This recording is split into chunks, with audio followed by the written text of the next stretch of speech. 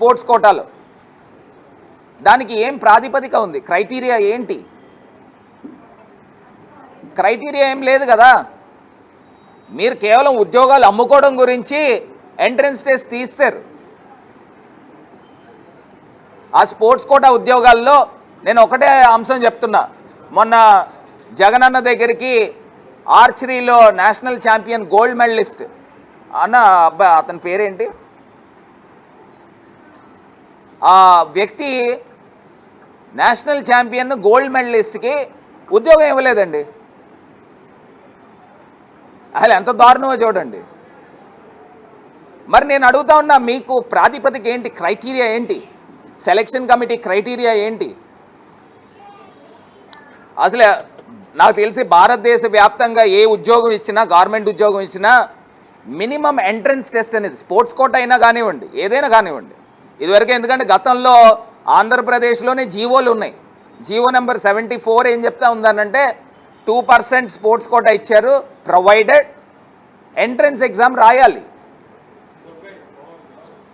Minimum entrance exam రాయాలి. Entrance exam తీయడానికి మీరు ఎవరని అడుగుతా ఉన్నా. ఉద్యోగాలు అమ్ముకోవడానికే కదా ఆరోపణలు వచ్చినాయి. 15 లక్షలు 20 లక్షల రూపాయలు ఉద్యోగం కొనుక్కున్నట్టు ఆరోపణలు వచ్చినాయి. మరి నిజంగా ఆశావాహులు వీళ్ళందరూ కూడా అన్యాయమైనట్టు కాదా అని అడుగుతా ఉన్నా.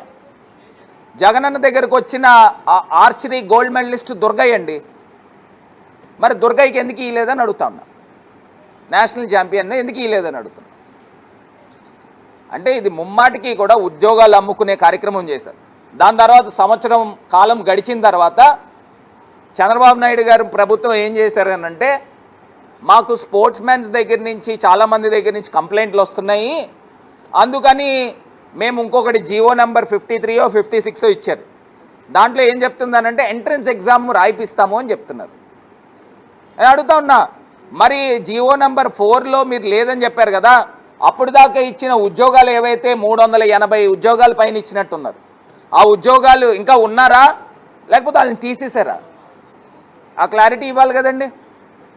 మీకు స్పోర్ట్స్ మెన్స్ దగ్గర నుంచి కంప్లైంట్లు వచ్చినప్పుడు మీరు ఏదైతే అమ్ముకున్న ఉద్యోగాలు ఏవైతే ఉన్నాయో, ఆరోపణలు వచ్చినాయో, మరి ఆ ఉద్యోగాలు ఉంచారా తీసేశారా? నాకు తెలిసి ఆ ఉద్యోగాలు ఇచ్చిందే కనబడతా ఉంది. మరి నిజమైన స్పోర్ట్స్ మెన్స్కి అన్యాయం జరిగిందా జరగలేదా అని అడుగుతున్నా.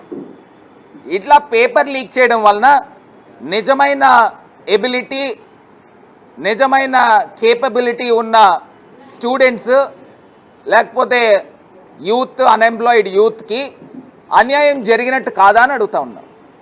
దీనిపైన ఖచ్చితంగా సిబిఐ ఎంక్వైరీ చేయాలి, సిట్టింగ్ జడ్జితో ఎంక్వైరీ చేయించాలి అని ఈ కూటమి ప్రభుత్వాన్ని డిమాండ్ చేస్తూ ఉన్నాం. సెంట్రల్ గవర్నమెంట్లో NDA government neat paper leak అయిందని వాళ్ళ ఎడ్యుకేషన్ మినిస్టర్ని సాక్ చేశారు. అదే రకంగా ఆంధ్రప్రదేశ్లో ఎన్డీఏ గవర్నమెంట్ ఖచ్చితంగా కేంద్ర ప్రభుత్వము ఇన్వాల్వ్ అవ్వండి.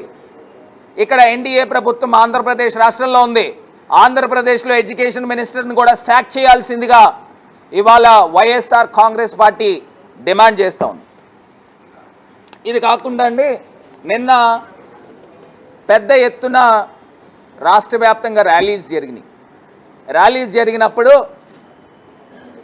రాజమండ్రిలో కూడా దానికి తగ్గట్టే ర్యాలీ చేసాం. Rajahmundry youth student wing rally చేసిన దానికి నా పైన నాన్ బెయిలబుల్ అరెస్ట్ వారెంట్లు కేసులు కట్టారు. సెక్షన్స్ 189(1), 132, 223, 220, 285, 196/1. 196/1 అంటే అసాల్ట్ ఆన్ పబ్లిక్ సర్వెంట్స్. అంటే నేను పోలీసుల్ని అసాల్ట్ చేశానట, ఫిజికల్గా అసాల్ట్.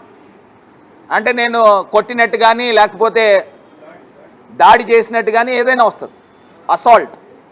మీ దగ్గర వీడియో ఫుటేజ్లు ఉన్నాయి, తెప్పించుకోండి. ఇంకా పోలీసులు నన్ను అసాల్ట్ చేశారు, మా చేతులతో డొక్కల్లో గుద్దిన సందర్భాలు ఉన్నాయి. మా దగ్గర వీడియో ఫుటేజ్లు ఉన్నాయి, లైవ్లు తీసాం. నేను అసాల్ట్ చేశానని తిరిగి నా పైన కేసు కట్టారు. మళ్ళీ 353/2 రెడ్ విత్ 190 బిఎన్ఎస్ మొత్తం 10 సెక్షన్లు ఉన్నట్టున్నాయి. ఈ 10 సెక్షన్లతో నాన్ బెయిలబుల్ వారెంట్ల కిందన ఈ సెక్షన్స్ ఉన్నాయి. ఇందులో మొత్తం 8 10 ఉన్నాయండి. అందులో 3 4 నాన్ బెయిలబుల్ ఉన్నాయి. అయ్యా నారా లోకేష్ గారు రెడీగా ఉన్నామండి.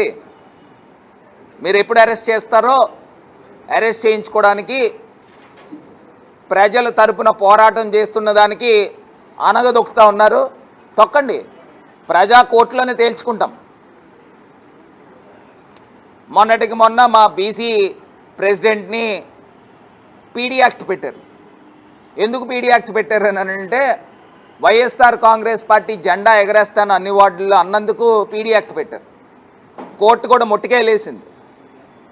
నాకు తెలిసి మన ఆంధ్రప్రదేశ్ చరిత్రలో నెల రోజుల్లో పీడీ యాక్ట్ పెట్టిన వాళ్ళపైన బయటకు వచ్చారని అంటే కోర్టు ఏ స్థాయిలో ముట్టికాయలేసింది ప్రభుత్వానికి అర్థమవుతుంది.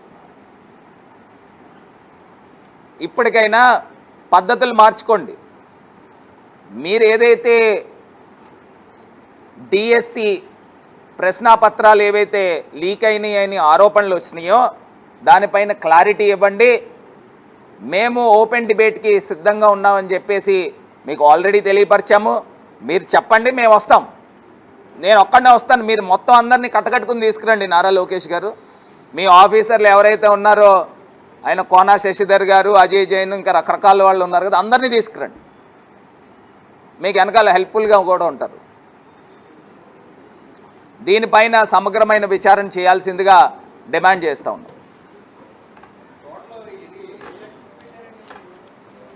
మొత్తం ఒక 8 సెక్షన్లు కనబడుతున్నాయి.